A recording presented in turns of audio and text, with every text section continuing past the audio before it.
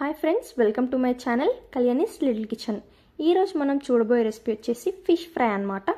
మీరు కనుక fish fry చేసుకోవాలనుకుంటే ఇలా ఒక్కసారి ట్రై చేయండి. ఒక్క పీస్ వేసుకొని అన్నం మొత్తం లాగించేస్తారు. ఫిష్ అంటే ఇష్టం లేని వాళ్ళు కూడా లొట్టలు వేసుకుంటూ తింటారనమాట. అయితే ఇది చేసుకోవడం కూడా చాలా సింపులే.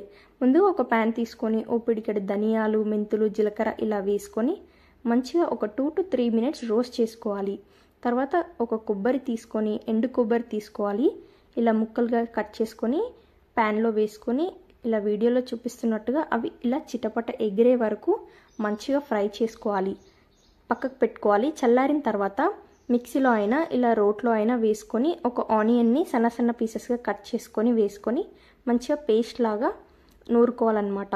ఇలా నూరుకున్న పేస్ట్ని ఈ చేప ముక్కలకి మంచిగా పట్టించి కొంచెం పసుపు, ఉప్పు, కారం పొడి, అల్లం వెల్లుల్లి పేస్ట్ వేసుకొని మంచిగా ఫిష్ పీసెస్ అన్నిటికీ పట్టించాలి. తర్వాత కొంచెం కొత్తిమీర యాడ్ చేసుకొని మసాలా స్పైసెస్ కావాలనుకుంటే వేసుకోవచ్చు.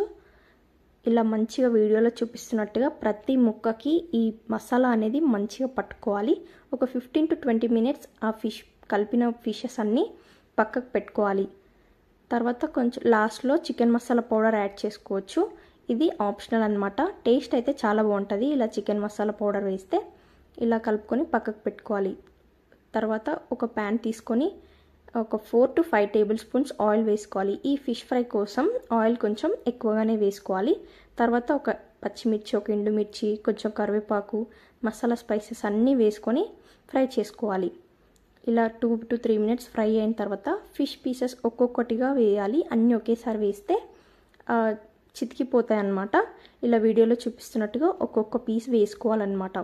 ఇలా వేసుకొని లాస్ట్లో మిగిలిన మసాలా మొత్తం ఇలా ఆయిల్లో వేసేసుకొని మంచిగా ఫ్రై చేసుకోవాలి.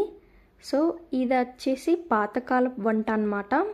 అంటే మా అత్తమ్మ అప్పటి నుంచి ప్రిపేర్ చేస్తుంది. ఈ రెసిపీ మొత్తం తానే ప్రిపేర్ చేశారనమాట.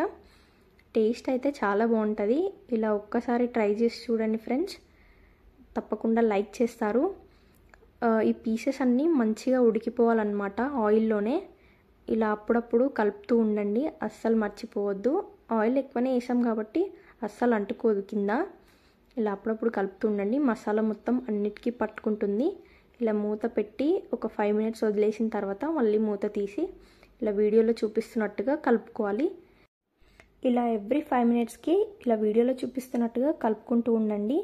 ఒక 1/2 hourలో మనకు ఫిష్ ఫ్రై అనేది రెడీ అయిపోతుంది. టేస్ట్ అయితే చాలా బాగుంటుంది. ఇలా ఒకసారి ట్రై చేసి చూడండి ఫ్రెండ్స్. నా వీడియోస్ కనుక నచ్చినట్టయితే లైక్ చేయండి, షేర్ చేయండి, సబ్స్క్రైబ్ చేయండి ఫ్రెండ్స్.